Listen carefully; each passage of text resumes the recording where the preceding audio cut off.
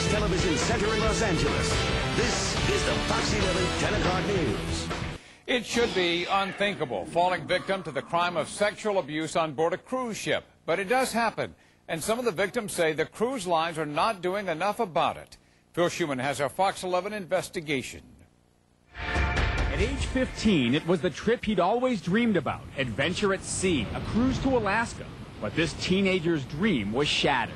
It makes it very hard for me to trust others. He doesn't want his name or his face used, not after he says he was molested by a male passenger aboard the Star Princess, one of Princess Cruises' luxury liners. The 15-year-old male passenger on board with his grandmother had been sexually assaulted. A trooper from our Juneau post flew to Skagway and arrested John Johnson, age 61, of Pacific, Washington, charging him with sexual assault in the first degree. This is a tragic story. An employee of the ship had reported this person as being suspicious prior to the day of the incident. Attorney Todd Macaluso is suing Princess Cruises for that teenager now that the suspect has plea bargained and served just 4 months. Macaluso accuses the ship's staff of negligence even after the attack. Now we have a situation where they're held hostage on board a boat, essentially a floating city, with a brutal criminal on board who is a 2-time sex offender, and the ship provides no comfort. The boy's mother says he still hasn't recovered. I was devastated.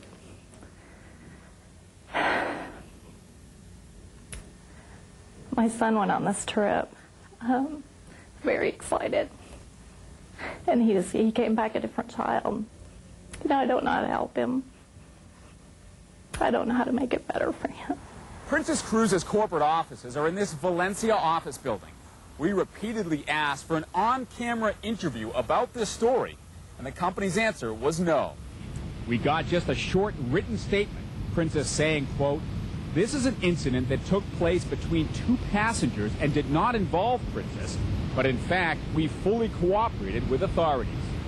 Miami Attorney Charles Lipcon says sexual assaults aboard cruise ships are an industry-wide problem. The number of sexual assaults are increasing, and I think the word probably gets out. Certainly amongst the crew, it's gotten out that nothing bad will happen to you if you rape a passenger, because these 12-year-olds and 13-year-olds are getting sexually assaulted. Half of the sexual assaults that we responded to over the 5-year period were passenger to passenger. Carnival Cruises, the biggest in the business, is the parent company of Princess. Carnival also declined to comment, but a judge in a 1998 lawsuit ordered that company to disclose its records on sexual assault allegations, 108 over a 5-year period in the 90s.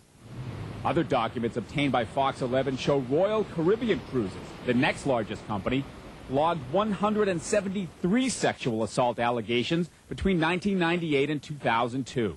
And out of 173 sexual assaults, there were no prosecutions. We also obtained this confidential 1999 report commissioned by Royal Caribbean, clearly aware of the problem. The report's titled, "Reducing Sexual Assaults on Cruise Ships." Among the findings, 65% of the suspects were crew members, and they generally understand that if they commit an offense and are caught, they're most likely going to lose their job and be returned home, but not spend time in jail. Attorney Lipcon, an expert on maritime law, blames that on the fact that cruise ships are typically registered in foreign countries. U.S. authorities may not have jurisdiction. If it's a U.S. citizen or resident on the high seas, the FBI has jurisdiction over crimes against them.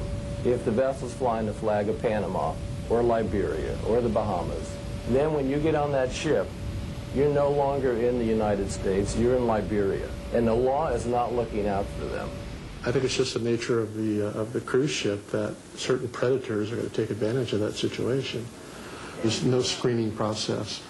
You don't know if they're felons, if they're child molesters. Millions of people take cruises annually, and security consultant Chris McGowey's website alerts cruisers how to protect themselves aboard ship. Everything from staying in public places to having a family security plan. It's all doable. Those kind of things should not be happening.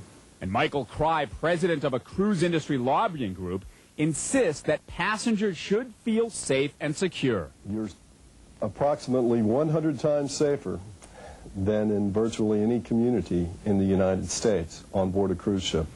The industry goes the extra mile to make sure that cruise passengers, as well as their crew members, are safe and enjoy their vacation experience. But Attorney Macaluso says that's not enough. Cruise lines have to take the proper steps to prevent people from being injured on their boats. Now 16 years old, this teenage boy still cannot believe what happened to him on his Alaskan cruise. And sometimes I just question now if anyone cares. Phil Schumann, Fox 11 News.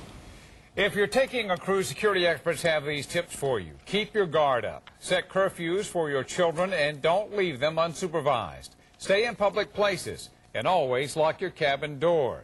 And for more on tonight's story, you can visit our website at fox11.com.